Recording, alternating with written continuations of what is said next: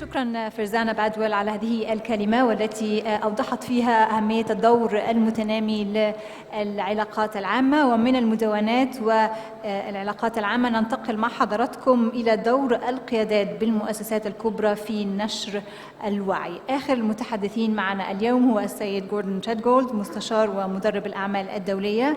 جوردن عمل لأكثر من 25 عاما في مناصب قيادية عليا، ونجح في تنفيذ مشاريع بقيمة 100 مليون دولار وقيادة أكثر من 1000 موظف. ومن خلال خبرته القيادية ساعد الشركات على خفض التكاليف بمقدار 350 مليون دولار وزيادة الأداء بنسبة تصل من 50 إلى 500%. وتم تكريمه من قبل منظمة جلوبال جوروز البحثية كواحد من أفضل 30 خبير في مجال القيادة. Mr. Gordon Tredgold, the floor is yours. Good afternoon. Today, I want to share with you an approach that I've used with large corporations, with coaching clients, and also myself to achieve some pretty big goals and amazing results. And I hope that this is an approach that you'll be able to utilize on trying to achieve the 2030 sustainability goals. And my approach, my little secrets for your big success are aim high, start small, celebrate, and continue. And the first one of these is about aiming high. And a lot of times when I tell clients we need to aim high, they say, I don't want to. I'm worried that we're not going to be successful. But there's two things to remember when we aim high. If you don't aim high, those who risk nothing will achieve nothing. And the second is that we can all do significantly more than we actually imagine possible. And I want to share a story that I think proves that in some way. In 2008, the world record for running a marathon day after day after day was 51. 51 marathons in 51 days. That's pretty impressive, yeah? 2012, a Spaniard, Ricardo Abad, he pulverized that record. He ran 607 marathons in 607 days. His goal was not 50, it was 500. And when he achieved the goal, he just kept on going and ran another 107 marathons. And he did this whilst working in a factory, 5 days a week on rotating shifts. 1 week days, 1 week afternoons, and 1 week evenings. Now, I'm not suggesting that everybody rush out and sign up to run 608 marathons. But what I am saying is when you look at the scale of his achievement, the scale of that improvement from 50 to 607, you must admit that we can probably all do significantly more than we feel is actually possible. And I know from personal experience that that is true. And when we aim high, the importance of doing this is because big goals inspire us. Small goals don't really inspire anybody. And you might be thinking that, yeah, I'm a little bit afraid to aim too high. But Richard Branson says, if your goals don't scare you, then maybe they're too small. So it's okay to be a little bit afraid, because it's the big goals, the bold goals, these are the ones that inspire us. We need to have a sense of achievement that when we've got that goal and we've accomplished it, we think, wow, that was amazing. That's what motivates people. And I think the most inspiring goal of all time was by John F. Kennedy, 1961 October, when he said, by the end of the decade, we will put a man on the moon and we will bring him back safely. This was a goal that inspired a generation.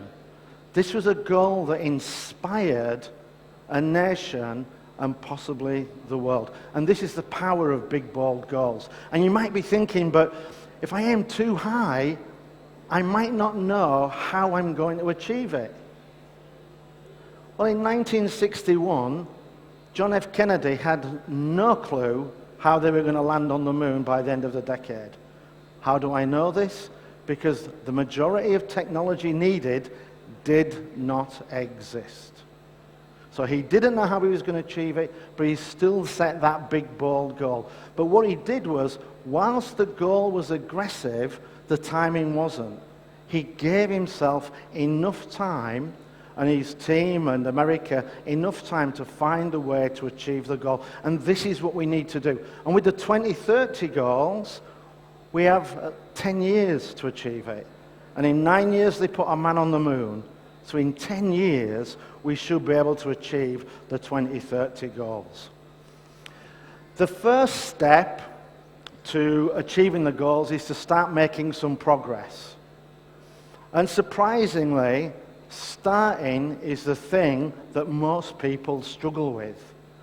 They look at the goal and they think, I don't know what to do. I don't know where to start. Maybe I'm going to fail. They get filled with doubt. But where do these doubts come from? We all hear two voices. An internal voice, that little devil that sits on our shoulders that tells us we're not good enough, we're not fast enough, we're not smart enough. The second voice is external. It's the people around us who tell us, oh, you'll never achieve that. It's too hard. It will never happen in a million years. But these people, they're expressing their doubts, their fears. And we must not let our goals, our dreams, become trapped in the doubts of others. Now, the best way of starting is to find something small, something simple, something easy that you can do, and start with that. When I was 52, I decided I was going to run a marathon. And I told my two best friends, guys, I'm going to run a marathon. And they said, okay, maybe you're a little bit too fat, maybe you're a little bit too old, and maybe you're a little bit too unfit. And yeah, maybe I can't run 42 kilometers. But what I did was I found a plan where that first week, all I had to do was to run for 15 minutes. 15 minutes, the following day, I did that. I made that start. And when we make a start, quite often we get a little bit of motivation and we will continue and keep going. And what we need to do is we need to find something small that we can do in order to get beyond those doubts and put ourselves on the path to success. Now, a lot of time my clients will tell me, but I actually don't know where to start. I'm keen to do it. I believe it can be done, but I don't know where to start. And a good friend of mine, she told me that when she has to clean up after a big party, she always starts with the forks. Okay, thank you for this advice. I'm sure it will come in helpful. And I said, is there any reason why you start with the forks? Are the forks special, magical? She said, no. But what they do is they give me a point of departure. Something that I always start with. It gets me out of thinking, where do I start, into doing. And when we go from thinking to doing, we get out of analysis paralysis. And once we start doing, quite often the way to the goal will present itself once we are in action. So we need to find something small that we can do and then choose that and start with it. Because only when we start to take action will we put ourselves on the path to success. The second part of the goal is celebrate. And I cannot overemphasize the importance of celebration. Celebration it has an essential role in our goal achievement. And what we need to do is we need to start celebrating our early successes. Sometimes we need to start by celebrating just effort. And when I tell this to companies, they say, no, we don't do that. We wait until we've achieved the goal, then we celebrate.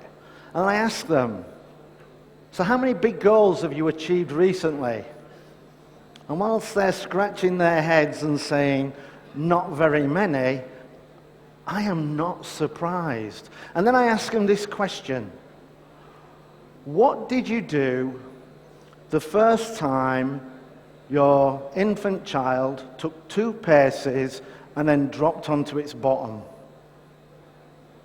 And they said, well, we did what every parent does. We cheered, we applauded, we brought our relatives in.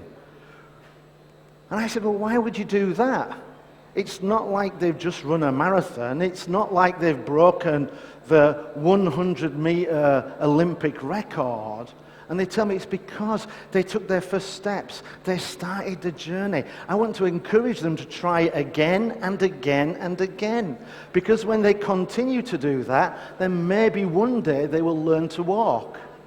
And then one day they will learn to run. And maybe they'll run a marathon. That same principle applies for ourselves and our teams when we're setting goals.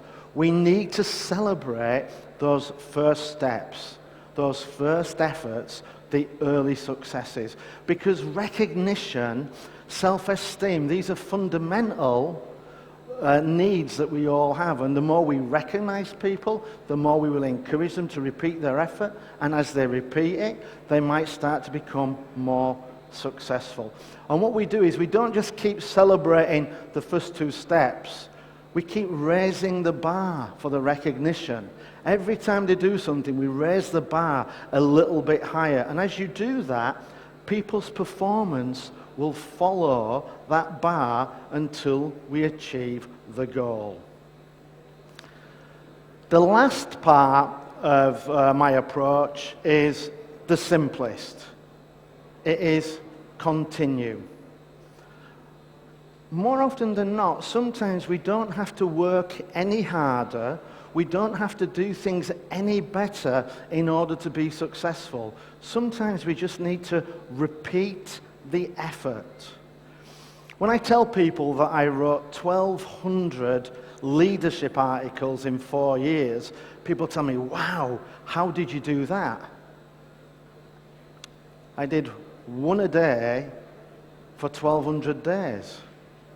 I didn't increase the effort, I just repeated what I did. Because more often than not, big successes are just an accumulation of small successes. Sometimes that act of repetition can actually improve our performance. The more we do things, the better we can become at it. There's a great example of that from Derek Sievers, where he talks about a pottery class. Half of it was told that their grade would be based on 1 pot. They had to make the best pot possible. The better the pot, the higher the score. The second group, they were told that they had to make as many pots as possible. The more pots they make, the higher the score. So one group is measured on quality, one group is measured on quality. At the end, which group do you think produced the best pots? Group number 2. Because as they produced pot after pot after pot, their technique improved. They learned by doing. And it's often these small improvements, this accumulation of small improvements that lead to big improvements that put us on the path to success. So my little secrets to help you achieve your 2030 goals are: aim high, and we've already done that quite well with these goals. Start small. Find something that you can do that will get you beyond the doubt and get you into action. And for a lot of these goals, we need to tell people what they need to do. It's no good telling me, end world hunger. You have to tell me something small that I can do in order to help. And that way I can contribute. And when I start to see that improvement and I start to get some recognition for doing it, I will continue to do that. And continue is one of the greatest skills we can develop. As the previous speaker said, consistency. Because perseverance is a talent multiplier. Big successes are often the accumulation of a lot of small successes. So we need to aim high, start small, celebrate, and keep going. Shukran.